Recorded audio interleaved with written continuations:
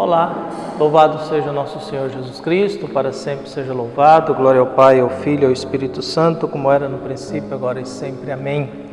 Queridos paroquianos da Paróquia São José Operário, hoje, dia 23 de março, nessa terça-feira, estamos na quinta semana da Quaresma. E a Igreja hoje nos traz o Evangelho de João, capítulo 8, versículos de 21 a 30. O Senhor esteja convosco, Ele está no meio de nós. Proclamação do Evangelho de Jesus Cristo segundo João. Glória a vós, Senhor. Naquele tempo disse Jesus aos fariseus: Eu parto e vós me procurareis, mas morrereis no vosso pecado. Para onde eu vou, vós não podeis ir. Os judeus comentavam: Por acaso vai se matar? Pois ele diz: Para onde eu vou, vós não podeis ir? Jesus continuou: Vós sois daqui de baixo e eu sou do alto. Vós sois deste mundo e eu não sou deste mundo. Disse-vos que morrereis nos vossos pecados, porque se não acreditais que eu sou, morrereis nos vossos pecados. Perguntaram-lhe, pois: Quem és tu então? Jesus respondeu: O que vos digo desde o começo? Tenho muitas coisas a dizer a vosso respeito e a julgar também, mas aquele que me enviou é fidedigno, e o que ouvi da parte dele é o que falo para o mundo. Eles não compreenderam que lhes estava falando do Pai. Por isso Jesus continuou: Quando tiverdes elevado o Filho do Homem, então sabereis que eu sou, o que nada faço por mim mesmo, mas apenas falo aquilo que o Pai me ensinou.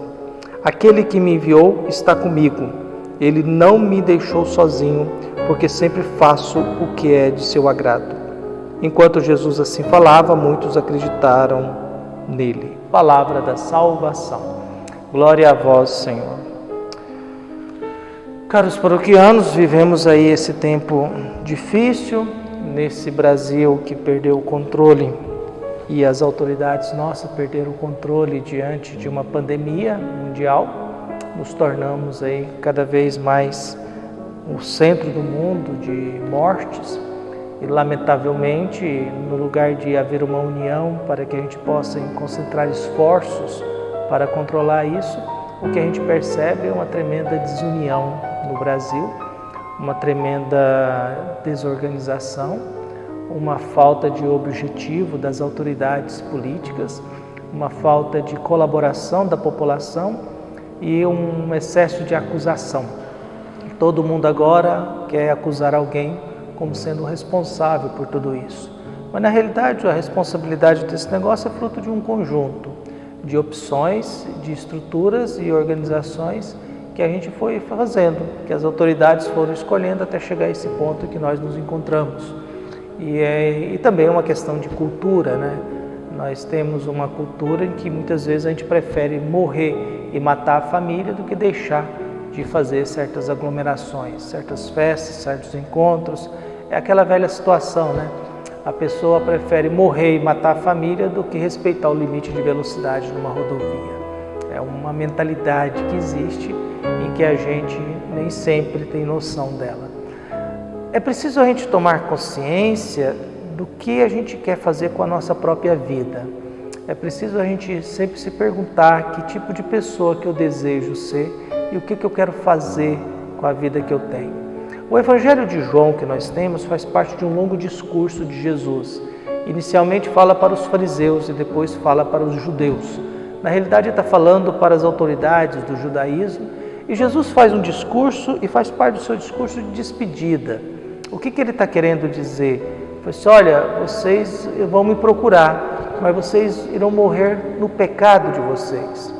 É a segunda vez no Evangelho de João que a palavra pecado aparece. A primeira, quando Jesus é apresentado como o Cordeiro do mundo que tira o pecado do mundo. Eis o Cordeiro de Deus que tira o pecado do mundo. E agora volta o tema nesse capítulo aí da questão do pecado. Inicialmente se fala do pecado do mundo, do pecado, e depois fala-se dos pecados. Primeiro o plural, primeiro o singular, depois o plural. De que pecado Jesus está falando? Existem os pecados nossos, os nossos pecadinhos de 1,99, os nossos pecadinhos que às vezes a gente acha que eles são muito importantes, mas existe o pecado do mundo, viu? E o que é o pecado do mundo? O pecado do mundo é aquilo que Deus exige quando Ele coloca o primeiro mandamento: amar a Deus sobre todas as coisas. Amar a Deus sobre todas as coisas, com todo o teu entendimento, com todo o teu coração, com toda a tua alma, com toda a tua força. E o que Deus está querendo dizer com isso? O pecado do mundo é a idolatria. O grande pecado do mundo é a idolatria. Outros evangelhos sinóticos diz Jesus falando que todos os pecados serão perdoados, até aqueles que falarem mal de mim. Mas quem pecar contra o Espírito Santo, esses não terão perdão. Não terão perdão. Pecar contra o Espírito Santo ou os pecados do mundo é a mesma coisa. Porque Jesus falou isso lá, porque Jesus tinha sido chamado de Satanás. Pelo dedo de Beelzebu, príncipe dos demônios, que ele expulsa os demônios. Quer dizer, Jesus é chamado de Satanás. O pecado do mundo é esse, é a idolatria. Quando eu atribuo o título de Satanás a Deus, eu coloco Deus como sendo isso, e quando eu rejeito Jesus Cristo diante daquilo que Ele nos propõe. Por isso que Jesus diz: para onde eu vou, vós não podeis. O que temos no Evangelho hoje é a incompreensão dos judeus. É uma crise e até uma ironia. Por acaso vai se matar, já que você vai para um lugar que a gente não pode ir? Entendeu? E Jesus vai dizendo: olha, eu tenho muita coisa para dizer, inclusive para julgar. E eles continuam não entendendo. Jesus continua dizendo: o que eu faço, eu não faço por mim mesmo. Eu faço porque o meu Pai pediu para que eu faça. O que eu digo porque eu aprendi do meu Pai. Jesus vai falando de Deus, da sua profunda união com Deus, da sua vontade que é ignorada em função da vontade do Pai, da sua missão que é um compromisso que o Pai pediu que ele fizesse. O discurso do Evangelho de hoje está muito ligado a isso.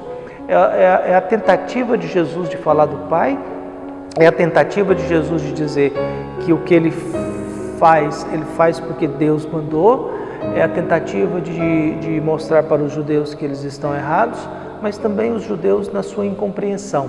Afinal, quem tu és? E eles não compreendiam, e o Evangelho... E a gente está no mesmo mundo, eu penso que nós estamos no mesmo mundo. O que a gente escuta, o que a gente recebe nas redes sociais, o que a gente vê as pessoas publicando e partilhando, dá a impressão que nós estamos na mesma categoria dos fariseus ou dos judeus ali diante de Jesus. Quem é você, Jesus? Nós não estamos entendendo. Vai se matar? Afinal, o que ele está querendo dizer com isso? O drama da incompreensão. A nossa incapacidade da gente olhar para o mundo e da gente tomar uma decisão e refletir o que devemos ou não fazer nesse mundo. Ainda mais no contexto atual dessa pressão que existe, abre ou não abre igreja, bares e igrejas no mesmo pé de igualdade. Eu particularmente acho isso meio vergonhoso, esse tipo de discurso, ainda mais se vem da parte de católicos. Ou os negacionistas que dizem que não tem Covid, que ninguém está internado. Eu acho sempre isso um pecado muito grande, uma falta de noção do mundo. Quando a gente desqualifica ou condena a imprensa, a gente sempre tem que perguntar: mas de qual imprensa que a gente está falando? De qual mídia que a gente está falando? De qual imprensa? Por quê? Porque há milhares de jornalistas todos os dias. Há milhares de opiniões. Tem gente que defende o governo, tem gente que critica, tem gente que é contra, tem gente que defende certas situações, tem gente que diz aquilo. Afinal, de quem que eu estou falando de verdade? Porque não existe. É a mesma coisa quando a gente diz assim: o povo está falando. Impossível. Nós não temos um consenso em que 99% ou 100% da população pensa a mesma coisa. Não existe isso. Então, quando diz o povo está falando, você pergunta: mas qual povo de que você está falando? Então, a nossa busca e a nossa incompreensão é a mesma dos judeus no Evangelho de hoje. Eles não estão entendendo Jesus. Jesus está dizendo: eu parto, mas vós morrereis os vossos pecados. O pecado, qual deles? De querer destruir Jesus. Porque eles tinham decretado a morte de Jesus. Porque é sempre uma contradição. Por que acontece esse evangelho de hoje? O que Jesus tinha feito antes? Jesus tinha curado um homem que dependia de um poço de Siloé para poder se banhar. Um anjo que descia, tomava um banho lá, e aí o primeiro que caísse lá era curado de suas enfermidades, suas doenças. Jesus encontra um homem com 38 anos, dependendo do bom humor desse anjo, que vai saber qual que é o critério dele para descer lá, nesse poço e fazer a água ferver. E Jesus diz, não, basta escutar minha palavra e tal. Esse homem aderiu a Jesus. Mas por outro lado, os fariseus que viram isso, ficaram furiosos com Jesus. Por quê? Porque isso tudo depende muito do meu ponto de vista, depende muito de onde que eu estou e depende de muito o que é importante para mim. Para os fariseus, na qual Jesus está dizendo hoje, o sábado é mais importante que curar um homem que viveu há 38 anos dependendo de uma cama. Para Jesus, não. Para Jesus, esse homem é mais importante do que a norma do sábado, viu? Do que a referência do sábado. Viu? Porque aquilo que era a lei do sábado, que era proporcionar um dia para descansar, para a pessoa ficar com a família e dar atenção a Deus, se tornou um instrumento de escravidão. Ele vai se tornando mais importante do que necessariamente a vida humana. E esse é o pecado do sábado diante de Jesus. É quando criamos normas, ou quando a igreja cria normas, e essas normas se tornam mais importantes do que a própria vida humana. Viu? Isso acontece quando eu, para defender uma norma, eu não tenho problema de ofender o outro, de agredir, de condenar, de escrever julgando, eu não tenho problema com isso. Então somos os fariseus, dependendo do sábado, em que a vida humana, ela não é mais importante do que aquilo que eu quero. Por isso Jesus vai, nesse evangelho de hoje, vai nos dando essas pistas, esse discurso, a incompreensão deles, Jesus tentando dizer que ele vai para o Pai, mas ao mesmo tempo ele fala com a autoridade do Pai e termina com uma frase interessante, viu? Aquele que me enviou está comigo, ele não me deixa sozinho, porque sempre faço o que é de seu agrado. Quer dizer, o que Jesus está querendo dizer para os judeus que estão contra ele, de que ele tem um apoio do Pai, que ele tem o apoio do Pai. Ele está querendo dizer que não está só. E por que não está só? Não está só porque ele agrada a Deus. E o que a gente aprende com isso? De que Deus está com a gente. Que por mais que nós estejamos sozinhos, por mais que a gente se sinta às vezes só e abandonados, se a gente tenta agradar a Deus e não agradar princípios ideológicos, não agradar correntes ideológicas, mas agradar a Deus, e como agrada a Deus é preservar a vida humana. Quer dizer, se você tiver pelo menos um pouco de educação, já é um bom princípio para agradar a Deus. Se pelo menos você já é um ser humano educado, que não fica aí gritando, xingando e condenando e julgando esses trem, já é um bom sinal, viu? Só de você não ficar partilhando bobagens, já é um bom sinal de você agradar a Deus. Então Jesus agrada a Deus. E ele agrada a Deus por quê? Porque ele está pensando na vida humana e não está pensando na morte. Ele está pensando no ser humano, viu? Que sai do seu estado de debilidade. Ele não está pensando na morte. Então a minha prece hoje é que a gente não se sinta só, que a gente possa pensar em Deus e ao mesmo tempo sempre imaginar o que eu vou fazer para agradar a Deus. E a gente agrada a Deus não necessariamente estando voltado para Ele, mas tratando bem os próximos, viu? Tratando bem aqueles que estão perto de você, tentando fazer o bem para aqueles que estão por aí, não entrando em certas situações complicadas, mas tentando fazer o bem para aqueles que estão aí.